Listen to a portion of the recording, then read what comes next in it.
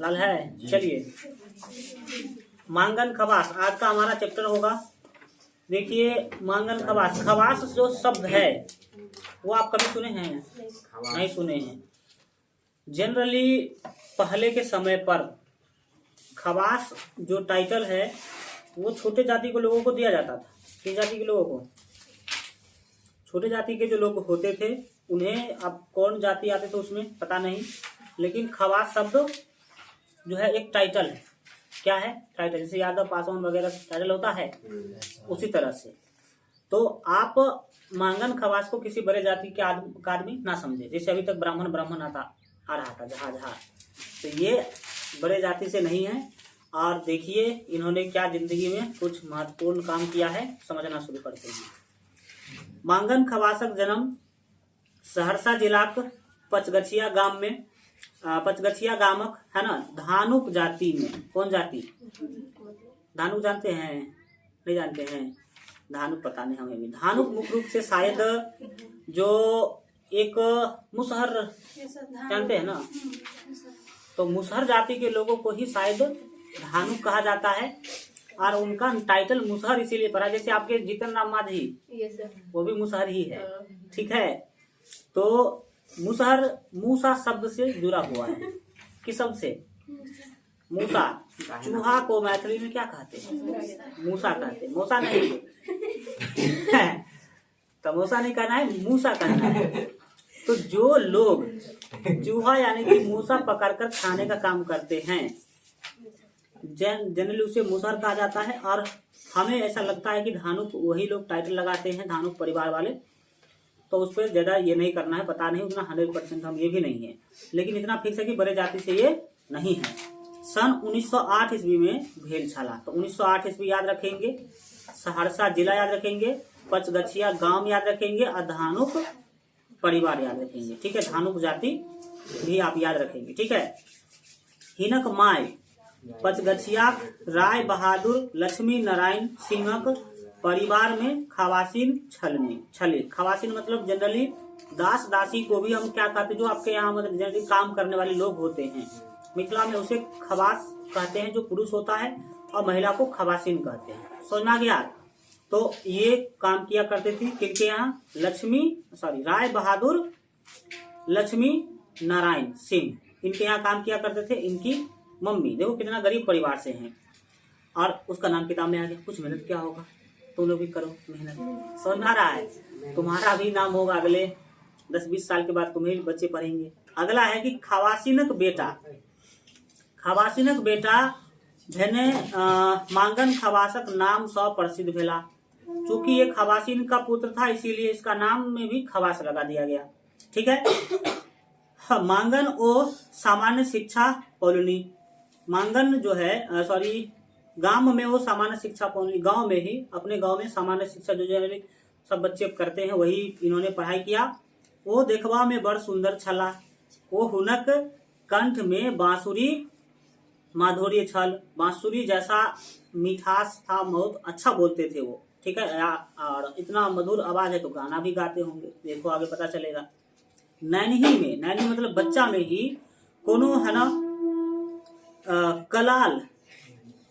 कलाल पारखी यही सुदर्शन बालक के नाच सिखा कर नटुआ बना दिलक। और इतना अच्छा लड़का था कि उसको नाच सिखा दिया, कोई ऐसा व्यक्ति था और उसको नटुआ बना दिया। ठीक है, नटुआ नहीं जानते हैं? नटुआ बना दिया। अब ये लड़का फेमस हो रहा है जो लड़की के मतलब ड्रेस व्रेस पहन लेता है और रिएक्शन वीडियो बनाता है और बनाता वगैरह है, जो भी है। तो ये नाच करते थे। शुरू में क्या बन गए? नटुआ बन गए थे। मांगन है ना नाच गावे लगला, नाचना और गाना शुरू कर दिए।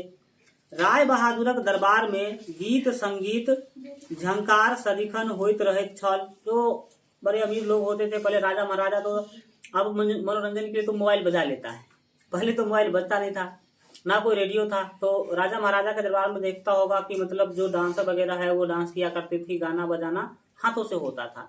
सीरियल वगैरह में भी देखा होगा तुमने। तो ये उनके यहाँ सब नाच गाना हुआ करता था। तो राय बहादुर के जखन है ना आंगन में मांगनक रूप ओ गुणक परिचय भेलनी तखन मांगन ओही राज परिवार में रह लगला। जब उनके आंगन में मांगन खवास का परिचय पात्र हुआ कि भाई यही उस खवासिन का क्या है, पुत्र है, तो जान पहचान हुआ तो वो उसको भी अपने दरबार में ही रखने लगे। ठीक है। राय बहादुर स्वयं नीक गायक ओ पखावजी छलनी। ठीक है ना, गायक भी थे और पखावजी क्या होता है पता नहीं, आगे कुछ थोड़े इसके बारे में। तो अच्छा गायक थे, समझ लीजिए इतना तभी। अतः सिंह स पुत्रवत स्थान पावी राय बहादुर स गायन वादनक प्रशिक्षण पावे लगला। सिंह अतः हिंस पुत्रक स्थान पावी, यानी कि जो पुत्र जैसा व्यवहार है उसके साथ करते थे सिंह जी, जिसके कारण इसको गाने बजाने का प्रशिक्षण मिलने लगा, ट्रेनिंग जो है ना इसको दिया गया। मांगन खवासक है ना बढ़त लोकप्रियता स खिजी हिनक स्वर साधन के नष्ट करवाक हेतु हिनका जो है सिंदूर खुआ देल गेलनी। सिंदूर जानते हैं ना, सिंदूर। अब आप आगे बढ़ते हैं तो कई सारे लोग जलने वाले होते हैं, तो इसको भी यहाँ पर क्या देखा गया कि मांगन खवासक बढ़त लोकप्रियता स खिजी खींचना मतलब जो है उसे गुस्सा करने लगे लोग मतलब उससे जलने लगे। तो जलन के कारण इनको जो है इनको सिंदूर खिला दिया गया। अब सिंदूर खिला देने से गला क्या हो जाएगा, खराब हो जाएगा। मुदा परिस्थितिक जानकारी होते आवश्यक उपचार करने और बाची गेला, इलाज वगैरह किया गया तो वो बच गए। ठीक है। मांगन बर परिश्रमी और लगनशील छला, जो तुम लोग बहुत ज्यादा है, परिश्रमी और लगनशील। ठीक है। स्टैंड तोड़ो बैठो। इतना तुम परिश्रमी बनेगा तो कैसे काम चलेगा। हाँ, उतना परिश्रमी नहीं बनो, स्टैंड तोड़ो। उसको पता नहीं है क्या करना।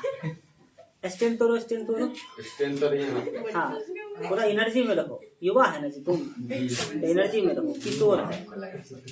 आधुनिक शिक्षा अब क्या होता आगे देखिए, वो बच तो गए, लगनशील थे। आधुनिक शिक्षा अभाव में वो संगीतक शिक्षा में पारंगत भ गेला। उसके पास आधुनिक शिक्षा जैसे फिजिक्स केमिस्ट्री का तो ज्ञान नहीं था, लेकिन संगीत में वो बहुत आगे हो गए। वो नीक जका धूपद है ना, धमार, दादरा, ख्याल, ठुमरी, विद्यापति गीत ओ लोक गीत गावथी। तो ये सभी गीत के प्रकार हैं। कौन कौन? ध्रुपद, धमार, दादरा, ख्याल, ठुमरी और विद्यापति गान, ये गीत के क्या है, प्रकार है। जैसे अभी तुम लोगों के जमाना में आता है डीजे सॉन्ग, रैप सॉन्ग और क्या आता है, मैथिली रैप सॉन्ग। तो वो अभी जो गाना का प्रकार है उन लोगों के टाइम के गाना का प्रकार। एग्जाम में पूछेगा निम्नलिखित में से कौन से विधा में पारंगत थे, तो याद रखेंगे ध्रुपद में, धमार में, दादरा, ख्याल, ठुमरी, विद्यापति गान, ये सब गाया करते थे वो। जाहि स श्रोता मंत्र मुग्ध भ जाथी, इतना अच्छा गाते थे कि सुनने वाला को बहुत अच्छा लगता था। स्वर साधल ओ भास है ना, संहारल होइत छल। स्वर साधल होता था मतलब अच्छा से गाते थे, और भास मतलब इनका जो भाषा था वो तो संहारा हुआ निकलता था। ऐसे मतलब तुम लोगों को जैसे गाने के लिए बोल दे तो कैसे गाएगा, वैसे नहीं गाते थे। ठीक है। ये अपने बहुत ही अच्छा तरीका से गाते थे, साधे हुए स्वर में गाते थे। तो यहाँ तक हमें पता चला कि मांगन खवास गायक थे। पता चला कि नहीं चला? लेखक तो नहीं थे, लेकिन ये क्या थे, मिथिला विभूति का क्या मतलब है, मिथिला के महत्वपूर्ण ऐसे लोग जिन्होंने अच्छा अच्छा काम किया हो। अच्छा अच्छा काम केवल लिखने के क्षेत्र में ही नहीं, देख लो गायक के क्षेत्र वाले को भी दिया गया है। मांगन खवासक ई ठुमरी बेस लोकप्रिय छल, वो ठुमरी गाना है जो ज्यादा ही क्या था इनका फेमस था। कौन गाना? ठुमरी गाना। यहाँ पर उसका लाइन भी दिया गया है, बाजू बंद खुली खुली जाए। गाना का बोल क्या है? बाजू बंद खुली खुली जाए। विद्यापति गान में प्रसिद्ध छला, विद्यापति का एक गाना खूब गाते थे, सुतल छलहू भिन सरवारे, गरबा मोतिहार। ये दो गाना विद्यापति का फेमस इनका। और इधर देखा, और लोकगीत गायन में हमरा के लगली नजरिया हो पिया। ठीक है, ये गाना का नाम है।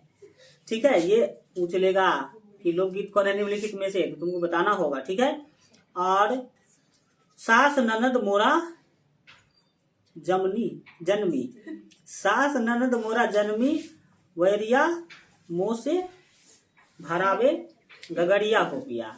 कुछ ऐसा मतलब गाना ही है। ठीक है, गगरिया मतलब होता पानी का, मतलब पानी भरा रही है ये सास ननद उससे। पानी भराने का मतलब है कि तंग करना। क्या करना? तंग करना, ये चीजें है। तो ये बोल है लोकगीत। लोकगीत जनरली उसे कहते हैं जो लोगों के ऊपर लिखा गया हो। किसके ऊपर लिखा गया हो? लोगों के ऊपर, लोगों के रीति रिवाज के ऊपर, लोगों के जीवन स्टाइल के ऊपर लिखा गया जो गाना है उसे लोकगीत कहते हैं। और आज का लोकगीत सबसे घटिया आता है। ठीक है, तो आप आज के लोकगीत, और आज का लोकगीत घटिया आता है क्योंकि आज के लोग वैसा काम ही करता है। ठीक है ना, वही दिखा देता गाना, और वही चीज आदमी गाना में दिखा दे रहा है, तो उसका हो गया प्रमोशन। तो इसीलिए आप उससे क्या रहे, दूर ही रहे तो ज्यादा अच्छा होगा। आपने देखा होगा 3 बोतल वोडका मतलब क्या है? हाँ। ये क्या है? तो ये जो दिखा रहा है सही बात भी है, लोग पीते हैं। और तो गायक ने उसको क्या कर दिया, गा दिया। अब इसे लेकिन बच्चों का संस्कार तो क्या होगा, खराब होगा। वो कहेगा कि वोडका क्या होता है, हम भी जरा ट्राई मारे, उसका प्रमोशन ना हो गया जी। तो ऐसा नहीं होना चाहिए। ओना अपन मने ओ बेसी भजन गाव थी, अपने मन से वो ज्यादा क्या गाया करते थे, भजन। लेकिन गायक है तो कई बार गायक को फरमाइश दिया जाता है कि आप ये गाना गाइए, ये गाना गाइए, होता है कि नहीं? नहीं देखा तुम लोग फरमाइश करते हो? तो ऐसा इनके साथ भी होता था। मुदा फरमाइशी गीत से हो नीक जका गावथी। फरमाइशी गीत मतलब जो लोग कहते थे जनता की ये वाला गाना गाइए, तो वो ज्यादा गाया करते थे, अच्छा से गाते थे। संगीत कला कोनो है ना, आयोजन प्रदर्शन हो नीक हिनक गायन वाद्य वादन मतलब जो बजाने वाला यंत्र होता है जैसे कि तबला वगैरह है वो हो, या भाव भंगिमा आदि सा श्रोता मंत्र मुग्ध भव जायत चला। इसके गाना से, इनके यंत्र बजाने से, इनके हाव भाव से बहुत अच्छा जो है लगता था लोगों को। वो अपना युवक अप्रतिम कलाकार छला। अप्रतिम कलाकार मतलब ऐसा कलाकार उस टाइम में नहीं देखने को मिलता था। मांगन छोट कद का ठीक छला मतलब समझ में आ गया होगा, उतना बड़ा हाइट वाला नहीं था, छोटा ही व्यक्ति था। मुदा गठल देह मतलब हाँ बॉडी वगैरह था, मतलब ये पतला नहीं थे, सीधा समझ सकते हैं। गठल देह वो अत्यंत गौर वरण, गोरा थे, काला नहीं। ठीक है, ऐसे मुसर लोग तो काला होते हैं लेकिन ये गोरा थे। ठीक है, गजब बात। आगे देखिए क्या होता है। महफिल में चूड़ीदार पजामा, जब ये जाते थे किसी मंच वगैरह पर तो क्या पहनते थे? चूड़ीदार पजामा। नहीं देखा है जिसमें चूड़ी लगा रहता है? नहीं, जो पाँव को पकड़ा हो, पाँव को पकड़े रहता है मतलब सटा सटा हो, और पैर से एक हाथ लंबा हो। ठीक है, पैर से एक हाथ लंबा होगा तो उसको ऐसे मोड़ मोड़ करके लोग, नहीं देखा है? देख लिया होगा, इतना तो जानते हैं सब। कपड़ा के मामला में तो तुम आगे है ही, कपड़ा के मामला में आगे है तो याद रखिएगा, कपड़ा खरीदते हैं सब, जिंदगी भर खरीदेगा भी, आप पूरा जिंदगी खरीदते आया भी है। तो एक बात ध्यान रखना, अगर आपको अच्छा क्वालिटी का कपड़ा लेना है, कोई भी कंपनी याद रखो 3 क्वालिटी में कपड़ा बनाती है। कोई भी कंपनी कितना क्वालिटी में कपड़ा बनाएगी? 3 क्वालिटी में। एक सबसे हाई क्वालिटी, दूसरा मिडिल क्वालिटी का, और तीसरा सबसे लो क्वालिटी, खराब क्वालिटी, जिसे तुम कहता है कि घटिया सामान। 3 क्वालिटी में कपड़ा बनाती है कंपनी। जैसे कि मान लो कि कोई कंपनी है जिसे जूता ही बनाती है या कुछ भी बनाती है, जैसे बाटा कंपनी ले लो, तो बाटा कंपनी जो है वो क्या करेगी, 3 क्वालिटी में अपना जूता चप्पल बनाएगी। सब 3 क्वालिटी में किसके लिए बनाएगी? तो जो सबसे हाई क्वालिटी होगा वो अपने शोरूम में भेजेगी। जैसे बाटा का शोरूम है कई जगह पे, तो बाटा के शोरूम में सबसे हाई क्वालिटी का सामान क्या किया जाएगा, भेजा जाएगा। दूसरा जो मिडिल क्वालिटी का है वो बड़े बड़े मॉल दुकान वगैरह में, मॉल को तो छोड़ दो, जो प्रतिष्ठित दुकान है बड़ा बड़ा, उसमें भेजा जाएगा। जैसे श्रीमान श्रीमती, उसमें 2 नंबर का यानी कि दूसरा क्वालिटी का कपड़ा मिलेगा। और जो तीसरा क्वालिटी का बचा वो इसके लिए लोकल दुकान या फुटवेयर वगैरह जो फुटपाथ है वहां पर भेजा जाता है। तो आप कुछ समझे, यहाँ से आपको यह ज्ञान मिलना चाहिए कि अगर आपको ओरिजिनल क्वालिटी का सामान लेना है, आपको ठकाना नहीं है, तो शोरूम से लीजिए। समझ आ गया? हल्का दाम ज्यादा लेगा लेकिन आपको अच्छा क्वालिटी भी क्या करेगा, देगा। वहां से खरीद के लाइएगा तो कोई नहीं कहेगा कि घटिया है, लेकिन बाटा कंपनी का दूसरी दुकान में भी मिलता है, फुटपाथ पर भी बाटा कंपनी लिखा होता है। क्या अंतर है कि नहीं अंतर है? तो ये सब बिजनेस का मॉडल है। बिजनेस तीनों तरह के जनता को टारगेट करती है। टारगेट किया कि नहीं किया? तो सर सस्ता में भी तो मिलता है, तो सस्ता रोबे बार बार, महंगा रोबे एक बार। मतलब क्या है, अगर आप सस्ता जूता खरीद के लाए 3 महीना में टूट जाएगा, कोई गारंटी नहीं है। लेकिन शोरूम से खरीद के लाएगा तो 3 साल चलेगा, टूटता ही नहीं जल्दी है। अच्छा क्वालिटी भी देगा, चमक भी जल्दी नहीं जाएगा। तो समझ में आ गया? तो ये नियम जानते थे पहले? नहीं जानते थे, तो आज से जान लीजिए। और अगर चीजें लेना हो तो आप जो भी चीज का शोरूम है, अगर वहां से लेते हैं तो ज्यादा आपका फायदा होने वाला है। ठीक है, चलो आगे बढ़ते हैं। अब देखिए आगे कहाँ थे हम लोग। हाँ, तो चूड़ीदार पजामा समझ में आ गया होगा। तो ये चूड़ीदार पजामा पहनते थे। इसके बाद जरीदार किम खाव शेरवानी, कब कैसा भी जरीदार शेरवानी समझ लो। ओ रेशमी पगड़ी पहिर का ओ बेस थी एवं तान पूरा पर गाब थी। तो ये इनके कपड़ा का कुछ आपको आइडिया दिया गया कि कैसे कपड़ा पहनते थे। मैथिल रीतिये ओ टीक रखती। मैथिल लोगों का रीति रिवाज है कि टिकी रखना है। तो वो टिक नहीं समझा, टिक मतलब टिकी। मैथिल लोगों का रीति रिवाज है कि टिक रखते हैं, तो टिक रखते थे। एवं है ना, माथ पर सिंदूर थोप से होकर थी।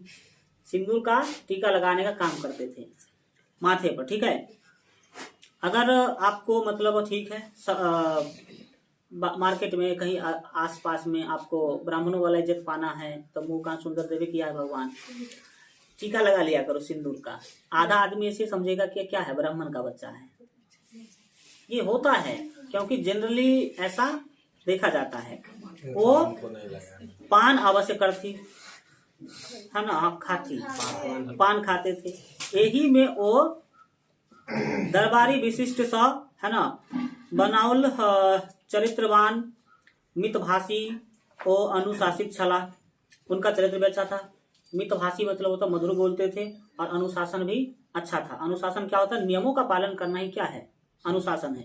तो सब जगह अनुशासन दिखाते थे। मांगन खवासक जीवन अधिकांश समय राय बहादुर लक्ष्मी नारायण सिंह दरबार में बीतल।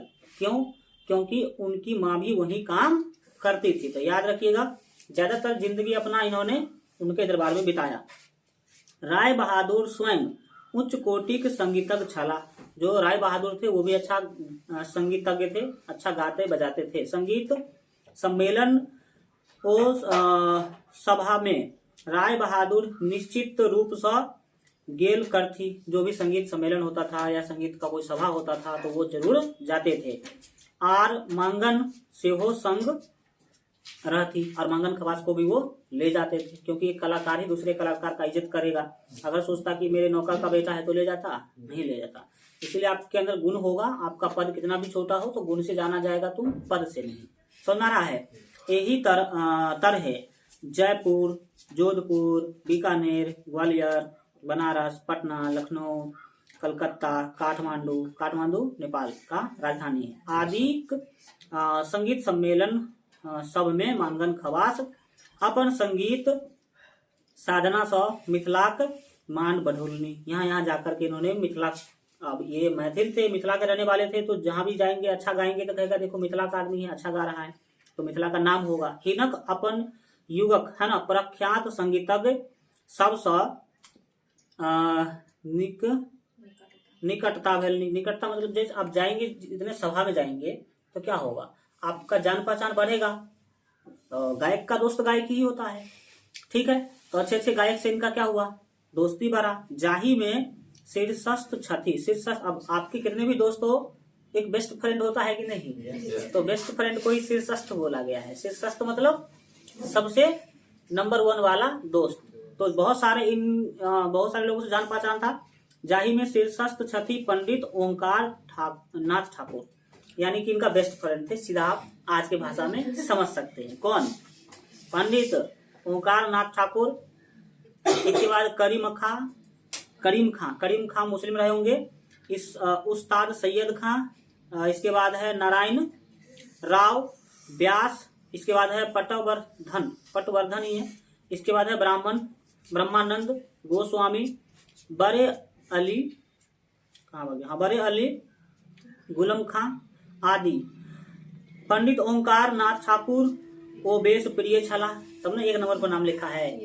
बेस प्रिय का मतलब ज्यादा प्रिय थे इनके, यानी कि बेस्ट फ्रेंड। ठीक है, आगे देखो क्या होता है। एक बेर अब पैराग्राफ चेंज होता है, मैटर भी चेंज हो जाएगा। जैसे पैराग्राफ चेंज होगा तो मैटर क्या होगा, चेंज होगा। अब देखिए किस बारे में बात किया जा रहा है। एक बेर कलकत्ता संगीत सम्मेलन में देशक प्रसिद्ध है न गवैया सूची में पंडित ठाकुर मांगन खवासक नाम नहीं देखलनी। पंडित ठाकुर जो थे, कौन पंडित ठाकुर, तो पंडित ओंकारनाथ ठाकुर इनके परम मित्र थे। उन्होंने देखा कि भाई यहाँ पर सम्मेलन हो रहा है लेकिन इसमें मांगन खवास का नाम नहीं है। वो मंच से उतरी मांगन से भेंट का है न गैबाक आग्रह कलनी। लिस्ट में नाम नहीं था, फिर भी कहा कि भाई आप आइए और क्या करिए, गाइए।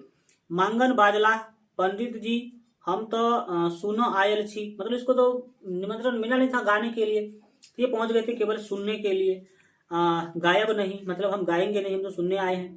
पंडित जी मांगनक नाम सूची में जोड़ी 3 बजे रातिक है ना जागी का हुनक गायन सुनलनी। कहा कि भाई नहीं है तो जुड़वा देते हैं नाम, तुरंत नाम जुड़वा दिया, कोई उस तरह का आदमी रहा होगा। और 3 बजे रात तक इनका गाना सुना उस लोगों ने। सम्मेलन में मांगनक है ना परज वसंत के सुनी श्रोता लोकनिक मंत्र मुग्ध भ गेला। इतना अच्छा गाते थे कि मंत्र मुग्ध हो गया सुनने वाला। श्रोता मतलब सुनने वाला।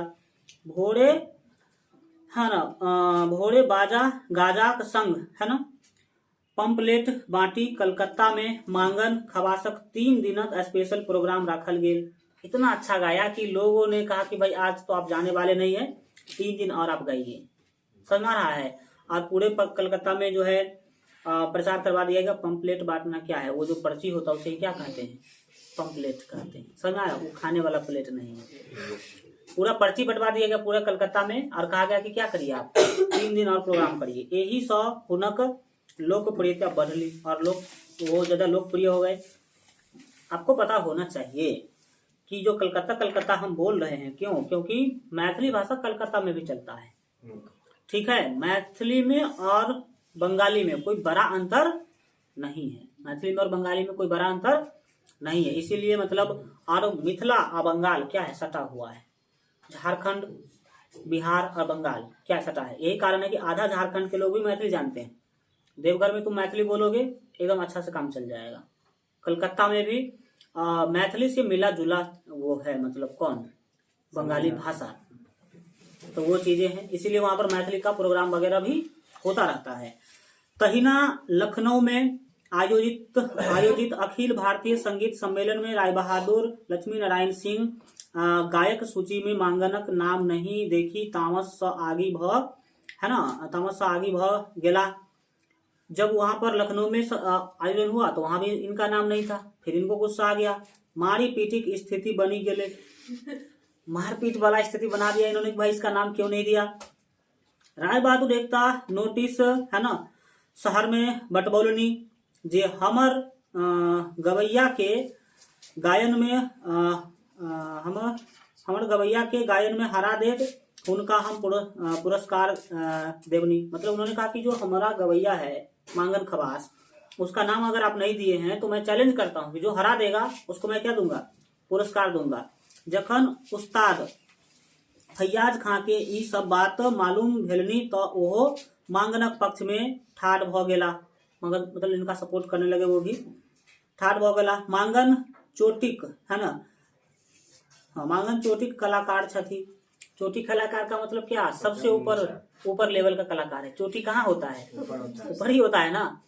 तो सबसे ऊपर लेवल का कलाकार मानते थे मांगन को। गायन प्रतियोगिता में आओ है ना हमहू कहत छी जे मांगन के हरनिहार के हमहू पुरस्कृत करबनी, मतलब ये जो खां जी थे, फैयाज खां जी, वो भी कहा कि देखो ये सबसे उच्च कोटि के कलाकार है, जिसको आना है आ जाओ प्रतियोगिता में, जो जीतेगा हम भी उसको क्या करेंगे, पुरस्कार देंगे। तखन लोक शांत भेल, लखनऊ है ना संगीत सम्मेलन में मांगनक संगीतक जादू पसरी गेल, आर ओ चोटिक गायक में है ना प्रमाणित भेल। चोटिक गायक मतलब सबसे उच्च क्वालिटी के गायक, यानी कि सबसे ऊपर के गायक में इन्होंने अपना नाम दर्ज करवाया। बाद में मिर्जापुर मतलब मिर्जापुर नहीं, एक मिर्जापुर गांव ही है, कहाँ, मिर्जापुर जिला है, आप समझ लीजिए, वो यूपी में, ठीक है ना। ये मिर्जापुर नहीं, वो मिर्जापुर इधर भी है और एक इधर है, तो ये मिर्जापुर नहीं, यूपी के मिर्जापुर का बात चल रहा है, ठीक है। और मिर्जापुर पर एक सीरियल भी आया हुआ है, ठीक है। उस सीरियल में देखो कई सभी जगह पे गलत बात होता है और अच्छा बात होता है, गलत बात होता है और अच्छा बात होता है। उसमें एक बात मुझे बहुत कॉन्फिडेंस वाला लगा, मिर्जापुर सीरियल में पूरा हमने देखा है, हाँ समझो। उसमें एक जो देखो बता रहा हूँ, सुनो उसमें क्या बात है। एक व्यक्ति है मिर्जापुर में, कालीन भैया, कालीन भैया पूरे समझ लो मिर्जापुर के मालिक, पूरे मिर्जापुर में क्या है, सुना तो कालीन भैया का नाम नहीं सर, तो सुन लो आज। मुन्ना भैया का नाम। कालीन भैया मिर्जापुर के क्या है, मालिक हैं। और एक वकील साहब है, वकील का क्या ही औकात होता है, नॉर्मल आदमी, मिडिल क्लास के लोग होते हैं वकील। और एक व्यक्ति है जो मिर्जापुर का क्या है, पूरा पूर्वांचल का मालिक है वो, तो उतना अमीर आदमी है वो। अब वकील साहब के दो बेटे हैं, एक का नाम है बबलू और गुड्डू, ठीक है, ये दो भाई है। गुड्डू क्या है, एकदम बलिष्ठ आदमी, बलिष्ठ आदमी मतलब जानता है ना, बॉडी बिल्डर भी है वो, और पढ़ने में चौपट है, वो अच्छा पढ़ता नहीं है। लेकिन जो बबलू है वो अच्छा पढ़ता है। अब होता क्या है कि चुनाव होता है स्कूल में, जैसे कि अब तुम लोग तो बड़ा चुनाव नहीं देखा होगा, स्कूल के प्रेसिडेंट के लिए चुनाव होता है, स्कूल के प्रमुख कौन बनेगा, तो चुनाव होता है। तो उधर कालीन भैया का बेटा खड़ा हो जाता है, ठीक है। और इधर ये जो है, ये दोनों भाई में कहता है कि भाई हम जो पढ़ता लिखता है बबलू, वो भी खड़ा हो जाता है, क्योंकि जो प्रतिभावान आदमी होते कहीं रुकते नहीं है वो। अब जो कालीन भैया का बेटा है मुन्ना भैया, वो क्या करते हैं, धमकाते हैं कि तुम मत चुनाव लड़ो, ठीक है। ये लड़ जाता है चुनाव, जीत भी जाता है। अब कालीन भैया का बेटा, उसका इज्जत की बात है भाई, सबसे बड़े आदमी का बेटा है, उसको आ जाता बहुत गुस्सा, और ये इसके घर पे पहुंच जाता है, और इसके घर पे पहुंच जाता है और मारपीट कर लेता है घर पे। तो ये दोनों भी तो बलिष्ठ है, मारपीट करके उसको भगा देता है। अब कालीन भैया ठारे बहुत बड़े आदमी, तो इस दोनों भाई को घर पे बुला लेता है, और घर पर बुलाता है उसका मतलब समझ लो कि फैसला करने के लिए। कहता है कि देखो, वकील साहब को मारने के लिए मुख्य रूप से गया था, वो मामला कुछ और भी था, पहले एक केस भी चल रहा था उसके हिसाब से भी। तो कहा कि देखो, आज तुम घर पर थे तो वकील साहब को बचा लिए, किसने कहा, मुन्ना भैया ने, इस दोनों भाई को। आज तुम घर पर थे तो क्या किए, आप वकील साहब को बचा लिए, लेकिन जिस दिन तुम घर पे नहीं रहे तो क्या होगा। तो ये तो बहुत अमीर आदमी है, कुछ भी बोल सकते हैं, लेकिन देखिए यहाँ पे कॉन्फिडेंस कितना बड़ा होता है। तो गुड्डू बोलता है कि हो तो यह भी सकता है कि मुन्ना भैया मेरे घर पर आए और वापस ही ना लौटे, ये हो सकता है ना, क्या बात, वो तो ये भी सकता है। के बात बोल दिया। तुम्हारा हिम्मत करेगा इसे बोलने का, ना पड़े तो आपके अंदर कॉन्फिडेंस होना चाहिए ऐसा कि हिल जाए सामने वाला सुन करके, ठीक है। यहाँ पर जो है ना, उसको इतना आश्चर्य हो गया इस बात को सुनकर कि उसको जॉब पे रख ले दोनों भाई को, समझा रहा है, समझिए। तो ये कॉन्फिडेंस देखना होता है, कॉन्फिडेंस आप में होना चाहिए। चलो आगे देखते हैं।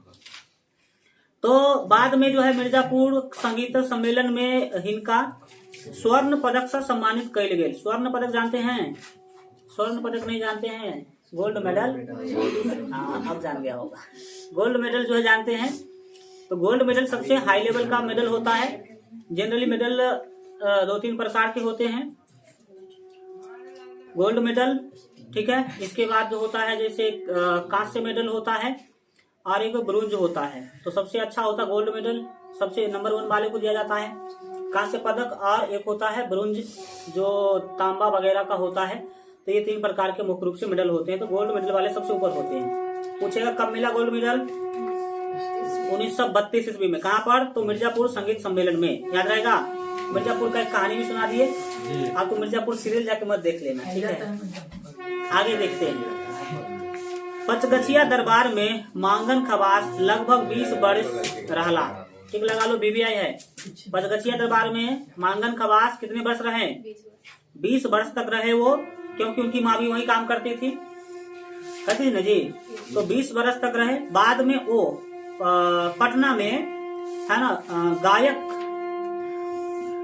गायक जमींदार अलख नारायण सिंह में मिला। बंद कर लो उसको क्या कर पलटा रखी है। पूरा लिखा है? पूरा लिखा है?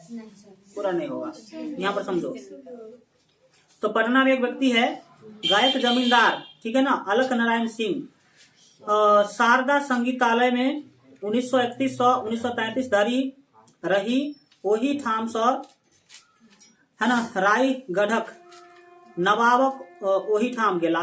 किसके यहाँ? रायगढ़ के नवाब के वहाँ। नवाब मतलब शासक या राजा, ठीक है। वहां गए। वही ठाम वो दरभंगा महाराजक दरबार में कुमार साहेब, ठीक है, विश्वेश्वर सिंह से निकटता बढ़लनी, यानी कि उससे मित्रता हुआ, दोस्ती हुआ। किससे? तो विश्वेश्वर सिंह से। कुमार साहब स्वयं जो है साज बजाव थी। वो मांगन गाव थी। वो साज जो है वो बजाते थे और मांगन क्या करते थे? गाते थे। वो बजाने का काम वो करते थे और गाने का काम मांगन करते थे, है ना। कालांतर में मांगन खवास बनैलिक कुमार, ठीक है, श्यामानंद सिंहक सानिध्य में अला। बाद में कहाँ गए वो? तो श्यामानंद सिंह के दरबार में आ गए, ऐसा समझ सकते हैं। मृत्यु से पहले वो कुमार श्यामानंद सिंहक वही ठाम बनैली में छला। तो पूछेगा कि मरने से पहले कहाँ थे? तो श्यामानंद सिंह के वहां थे। गांव क्या था? बनैली। तो बनैली, ठीक है ना। तो बनैली में थे वो, याद रहेगा। मरने से पहले किसके यहाँ? श्यामानंद सिंह के यहाँ। गांव क्या था? बनैली था। अब इनका मृत्यु बहुत कम उम्र में हो जाता है। देखिए, हुनर की मृत्यु मात्र 33 वर्षक, चलो 35 ही मान, तुम ऐसे करता है ना, तुमको अभी दिखाते हैं। तो 35 वर्षक अवस्था में, कितने वर्ष? 35, 3 पर 5, अब सिखा जी। चलो ठीक है। 3 पर 5 या 3 कि किस ईस्वी में? तो 1943 ईस्वी में भ गेलनी। बुझाइत छल जे कोनो अभिशप्त मतलब जो श्राप होता है ना, है ना, अभिशप्त गंधर्व अपन काज पूराक, है ना, गंधर्व लोक घुरी गेला। मुदा ओ जब ते दिन जिलनी, मतलब जितना ही दिन वो जिए, जिलनी समस्त भारतक संगीत जगत में मिथिलाक, है ना, कीर्ति ध्वज बनल रहला। मतलब जितना ही दिन वो जीवित रहे उतना ही दिन भारत में मिथिला का खूब नाम करवाया। ठीक है, तो यहाँ तक समझ में आ गया। अब आप मांगन खवास के बारे में देखेंगे आगे। कितने वर्ष की उम्र में मृत्यु हो गया? 35। ठीक है, कब जन्म हुआ था? हाँ, 1908 में जन्म हुआ था और 43 में मर गए, तो 8 5 13 होता है, तो 35 साल में इनका मृत्यु होगा। क्वेश्चन देखिए, पहला क्वेश्चन है कि मांगन खवासक जन्म भेलनी, तो 1908 ईस्वी याद रखेंगे। मांगन खवास लोकप्रिय भेला संगीत में, नृत्य में, चित्रकला में, बांसुरी में, संगीत में। ठीक है, कौन प्रख्यात संगीतज्ञ ओ सबसे बेसी प्रिय छला? बेस्ट फ्रेंड पूछ रहा है, तो कौन? तो पंडित ओंकार नाथ ठाकुर, याद रहेगा। ठाकुर नहीं जानता क्या होता है? जी सर। बाल काटने वाला नहीं, एक ब्राह्मण भी ठाकुर लगाते हैं। ठाकुर कहा जाता है क्या? ब्राह्मण को? हाँ, ब्राह्मण में भी कई प्रकार होते हैं।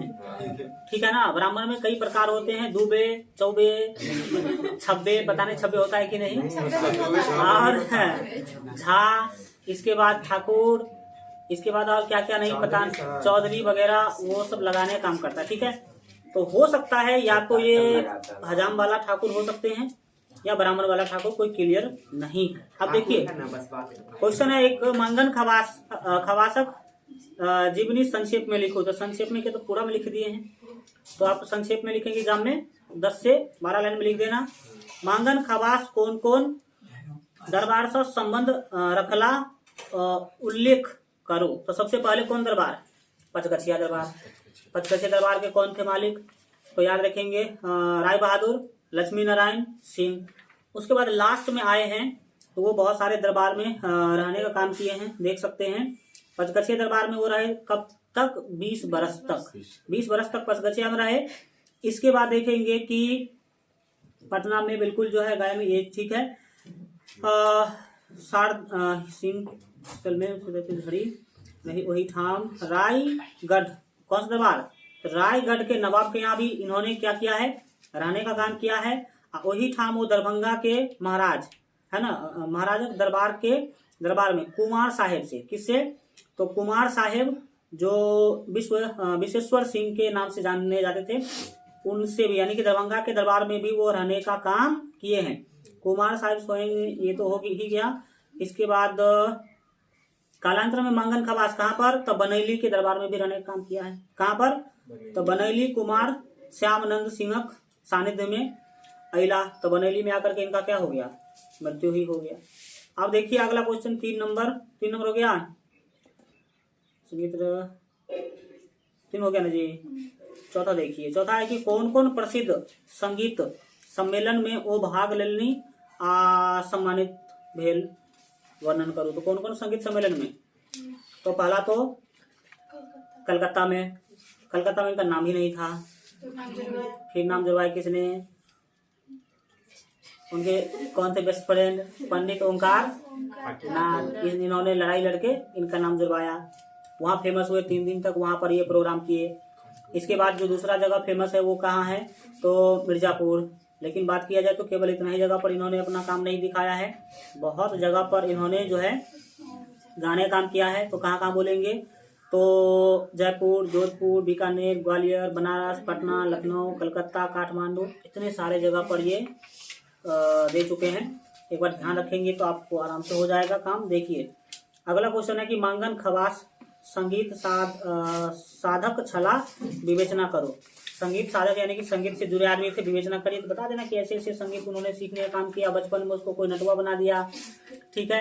अब नटुआ बनाने के कारण वो तहाँ जाकर के नाचने का काम करते थे, और जिस माहौल में आप रहते हैं उस माहौल में आप ढल जाते हैं, धीरे धीरे गायक बन गया, इतना फेमस हो गया कि देखो गोल्ड मेडल मिल गया उसको 1900 देख के बताया सब 32 में, तो गोल्ड मेडल तक उन्हें मिलने का काम हुआ है। अब पढ़ेंगे गोदावरी दत्त को, मात्र 10 मिनट का गोदावरी दत्त का क्या है क्लास है।